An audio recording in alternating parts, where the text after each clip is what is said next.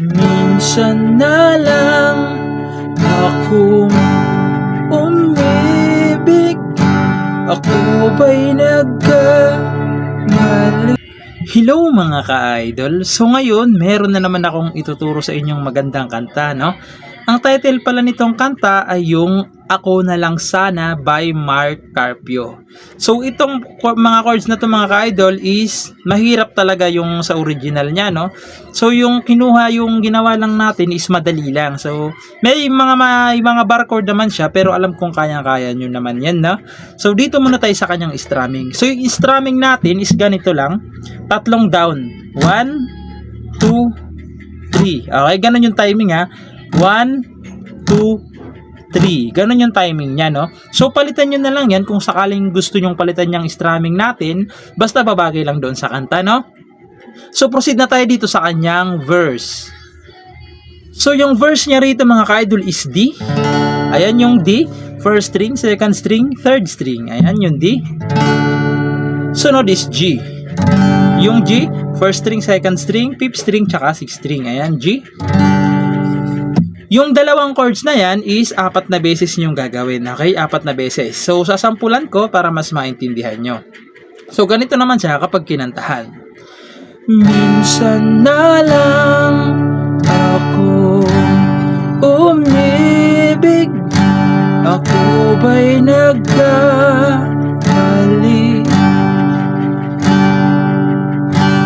Di sinadyang mahulog sa'yo, mayroon bang nagmamay-ari? Tapos pre-chorus, kahit na anong pilit. So doon na yun sa free chorus, na. So proceed na tayo doon sa kanyang free chorus. So yung free chorus niya mga ka-idol, ito yung sinasabi ko sa inyong medyo mahirap lang sa kanya. May mga bar chord, no? B minor. Sa second fret nakabar yung B minor. Sa third naman, second string. Sa fourth string, tsaka third string. Ayan, B minor. Tapos A. Yung A, second string, third string, fourth string sa second fret. Okay? A. Tapos babalik, pupunta pala kayo ng G. Tapos G minor. So yung G minor ito, ayan, nandito sa third. 1, 2, 3. Nakabar. Sa fifth naman ay fifth string, tsaka fourth string. Ayan yung G minor. Okay? So, sasampulan natin yung pre-chorus para mas malaman nyo. So, ganito naman yung sa pre-chorus niya. Kahit na nung pilit, katotohanan ay may galit, dinggin ng sigaw ng damdamin, ako na lang sana ang iyong minahal. So, doon na yun sa chorus. So, hindi na natin patagalin. Proceed naman tayo doon sa kanyang chorus. So, yung chorus niya rito, mga ka-idol, is D ulit. Ayan, D. Tapos, F sharp minor. Yung F sharp nakabar sa second fret. Dito naman sa fourth ay fourth string, fifth, tsaka fourth string. Ayan, F sharp minor. Tapos, pupunta ulit kayo ng, pupunta naman kayo ng G. G. Ito pala.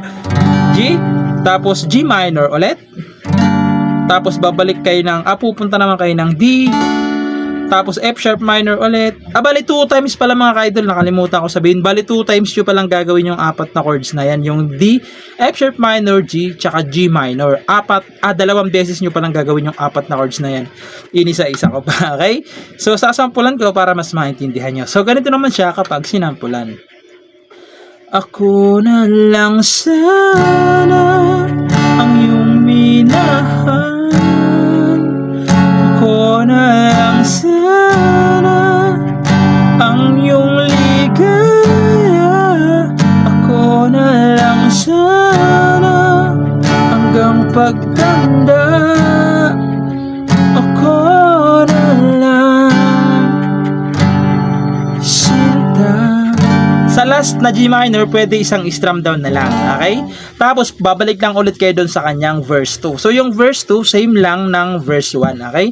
Pagkatapos nun, pupunta kayo ng chorus 2, tapos bridge. So, yung bridge niya rito, sasabihin ko na lang, B minor, tapos E, tapos G, tapos G sharp minor ulit, G minor. So ay dun, yun yung bridge niya, no? So ayun lang, sana nagustuhan niyo yung tutorial natin ngayon and goodbye.